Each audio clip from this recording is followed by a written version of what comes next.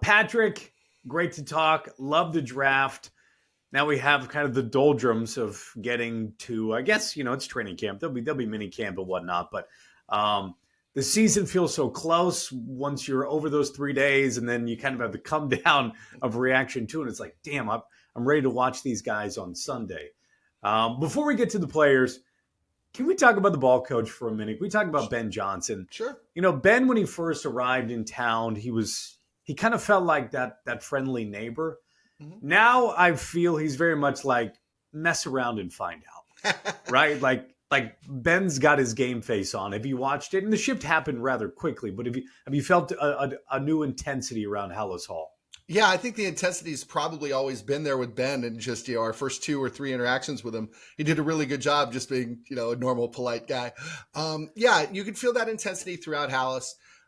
George McCaskey told me a story when we were at the owners meeting, that, he'll walk into the weight room and Ben is alone and there's nobody there watching and Ben's just going at it like a madman, and George goes, geez, this is what he does in an empty room. Like, can you imagine him with a bunch of other guys?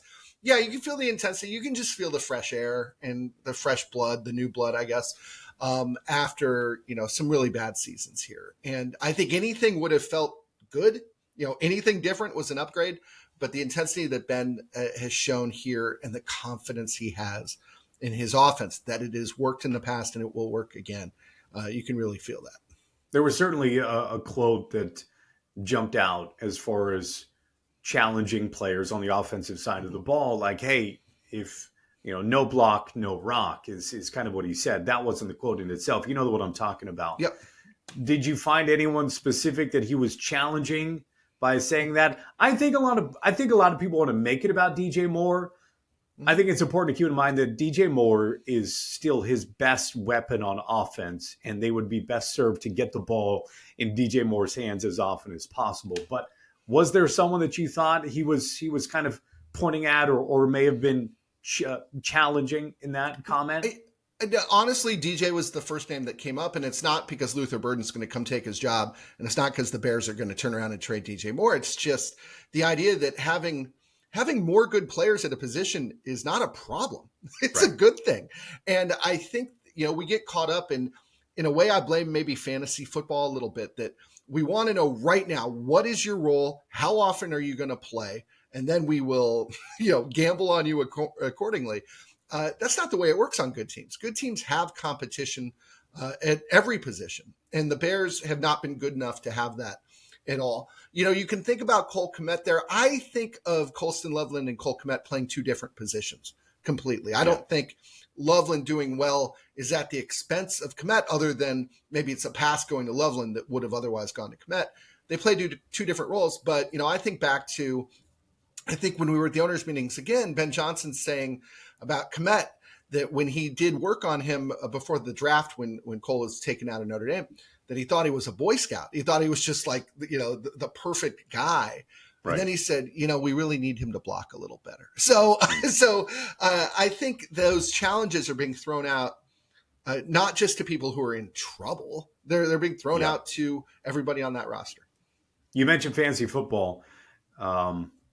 Even with the off season that they've had via free agency, I didn't expect the draft to go the way that it did through the first couple of picks.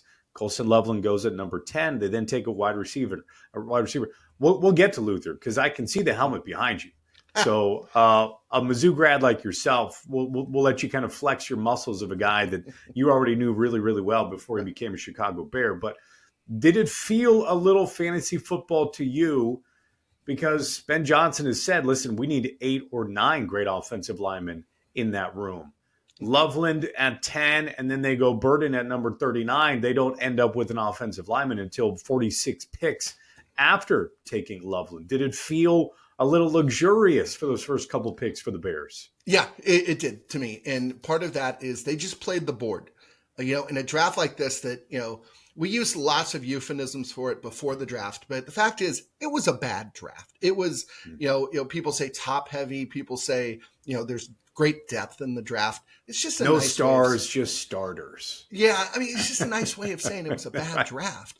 And, I think the Bears were hoping that one of their 6 or so blue chippers would fall to them. That didn't happen, so they just played the board the way they could. I thought in a perfect world, you go in and you get a tackle if one was available in round one, and you look for a running back in round two. There was a run on running backs right before the Bears picked in round two, so they may have been done in there. And then 3 of the top 9 people in the draft were tackles. That's just bad luck, I think, if you are the Bears. I was telling my colleague Jason Leisure about this the other day.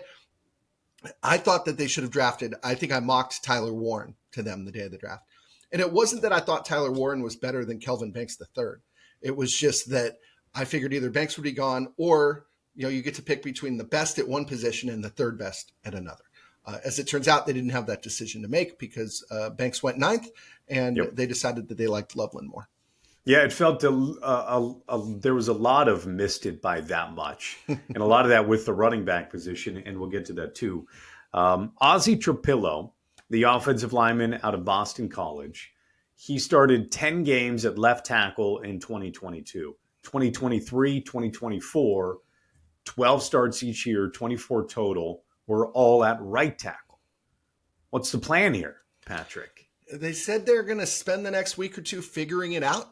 My guess is that you put Azie at right and that you play Darnell Wright on the left side until Braxton Jones is ready. And then you figure it out. The fact is Braxton had ankle surgery. He's still recovering. Nothing they do here in the next 2 months is really going to change anything until Braxton is out there showing what he can do. And he's entering the last year of his contract. I think he's a pretty good player. And I think I'd rather have him blocking than Azie blocking in year 1.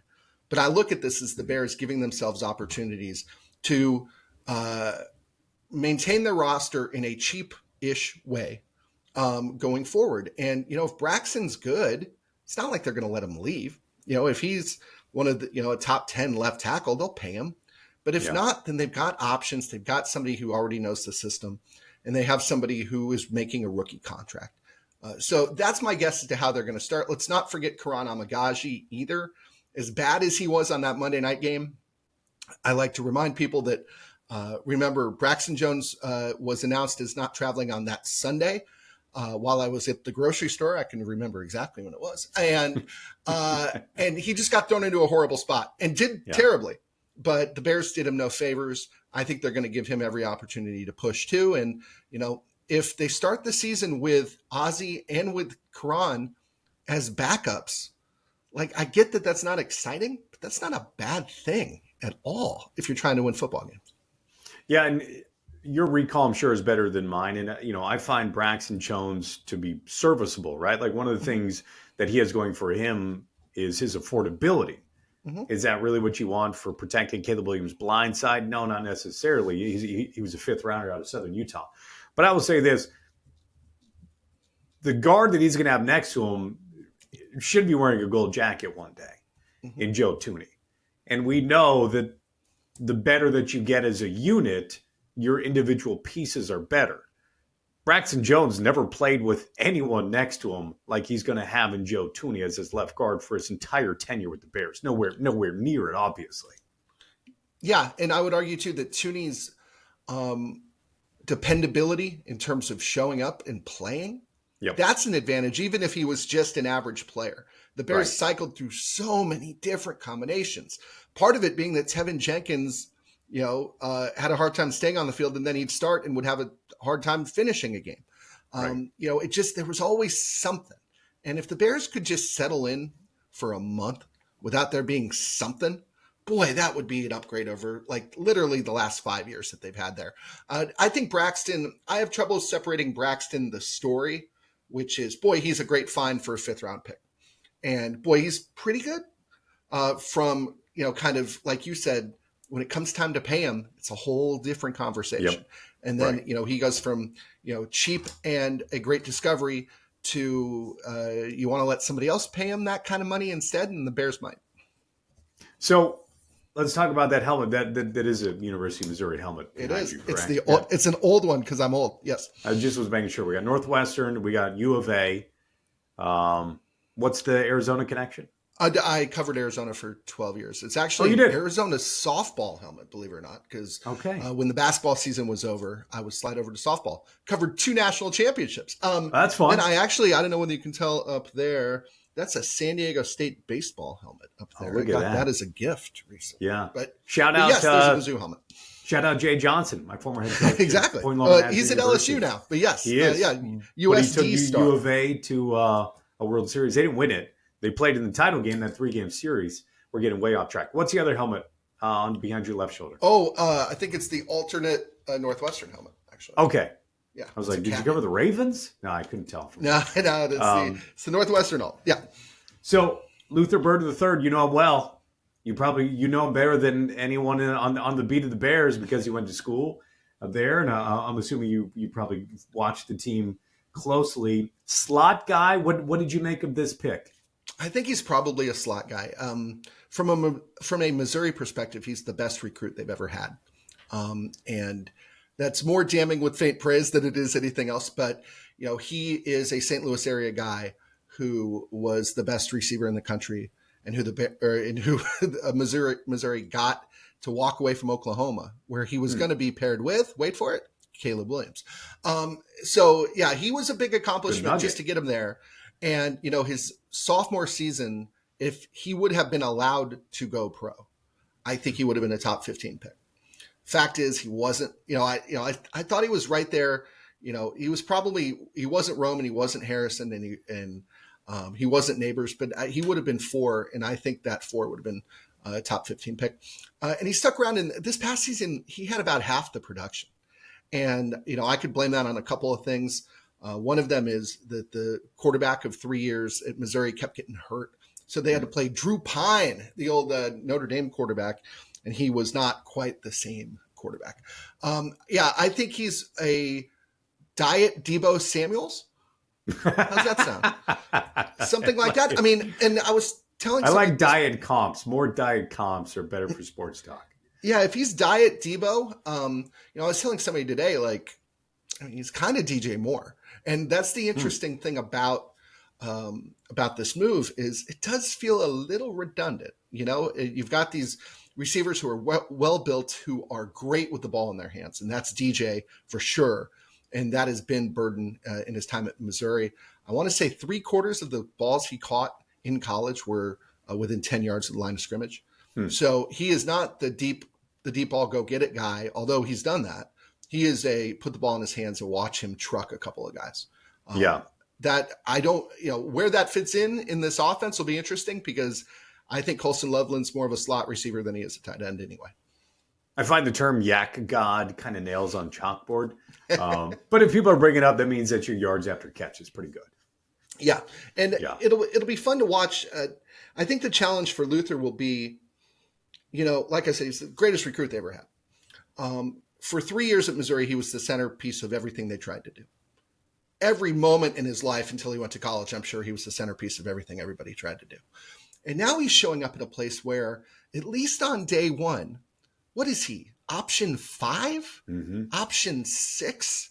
I mean, even if you just want to narrow it down to the pass game, you have DJ, you have Rome, you have Komet, you have Loveland, you have Olamide Zaccheaus, who had, 600 yards receiving last year. Right. He's a slot receiver. You have DeAndre Swift, who had 450 yards receiving last year. He's pretty good.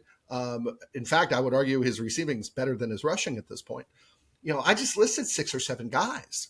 And how he rises to the challenge and how he accepts the fact that he's not going to be the one the quarterback looks for on every throw is really going to be interesting. And it's going to be, I think, one of my favorite storylines of training camp. It'll be one of the things I watch every single day.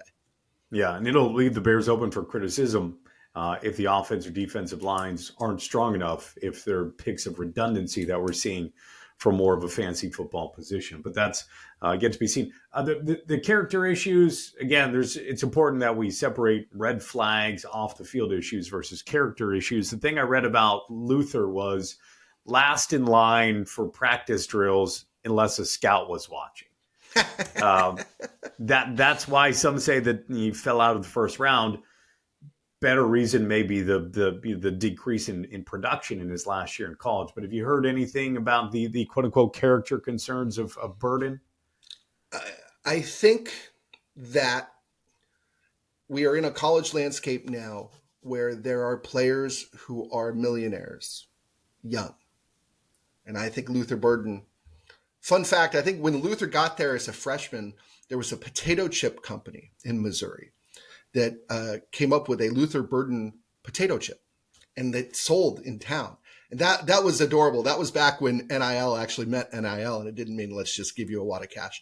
Right. So I think if there is an issue with him, it is just that he was the star, and he was probably treated as such. And that was probably not great for the Missouri coaches, probably not great for him either. I'm not worried about him at this level.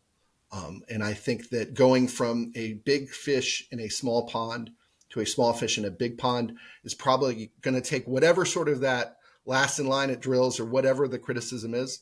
I don't think he's going to be able to get away with that up here.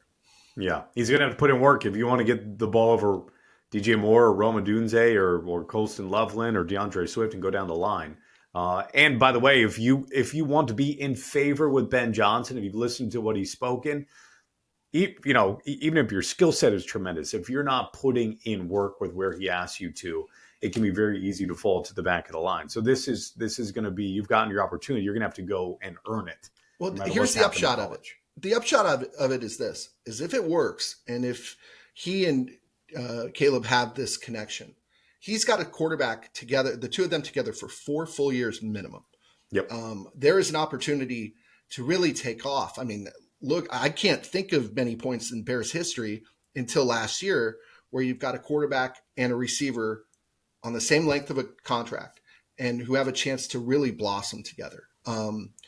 That was the case with Rome last year, and it's going to be the case with him again. And, we were laughing about Ben Johnson saying, hey, if you block, well, then maybe your coach will try and get you the ball a little more. Boy, that sounds like something I tell my 10-year-old. It's like, same. It's like, maybe we'll go play catch if you brush your teeth first. Like I'm sure there's more to it than that, but it really sounds good in April to sit there and say, I'm going to throw the ball to the guy who blocks the hardest. Yep. Yeah, no doubt. Well, let's finish. Perhaps what I find the most curious about this draft, I thought that, 2 premium spots I thought that they would end up with was going to be an offensive lineman, specifically a left tackle, and then also the running back position. And we discussed this wasn't the deepest of drafts by any means. An area, the first thing that you may have heard about this draft was this is a very deep running back draft class. Mm-hmm. Bears didn't end up with running back until the 7th round. How surprised were you? Am I missing something? Do they love DeAndre Swift? I guess I should say Ben Johnson or Ryan Poles. But am I overlooking DeAndre? Were you as shocked as I was? Yeah, I was surprised. Should they have traded up? I was surprised. I think they played the board. And I think that, again, in a draft like this, boy, I would hate to be the guy who gave away a future first or a future second to move around in the worst draft in the last 10 years. I really would. And I think the Bears thought the same. I think the hope there is that DeAndre Swift, when teamed with Eric Bieniemy, will be a more disciplined runner. He danced a lot last year. Bieniemy, the book on Bieniemy is that he might be the best running backs coach in America. He's also very loud, very intense, and will MF you on the field if you do the wrong thing. I think that may be good for Swift. As far as Roschon Johnson, I still look at him as more of a short yardage back and maybe a pass blocker if needed. I would not be shocked if they kept an eye on veterans, whether it's now or whether it is during cut day or cut week in August. I think they probably need a third guy there. And Travis Homer, who's a special teamer, doesn't do it for me. The Rutgers guy that they got doesn't do it for me. Ian Wheeler might be interesting, but I think Ian Wheeler was probably a better storyline on HBO than he is an NFL player. And I'm happy to be proven wrong there. But yeah, I was surprised. And especially like you mentioned, it wasn't just that they didn't get Ashton Genty.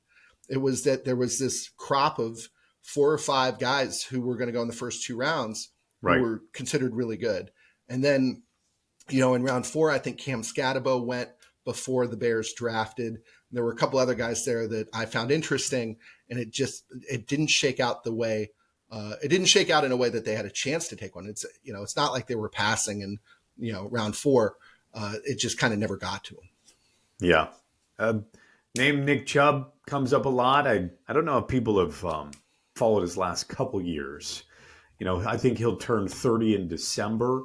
Yeah. With the injuries that he's had, the major knee injury, the foot injury, what concerns you about running backs hitting that age 30? Chubb feels like he's already there, or am I off on that? Yeah, I mean, again, he's somebody who those of us who play fantasy look at him and go, "Oh yeah, Nick Chubb." Nick Chubb, you got to go back 2 or 3 years for him to be the Nick Chubb that we all remember.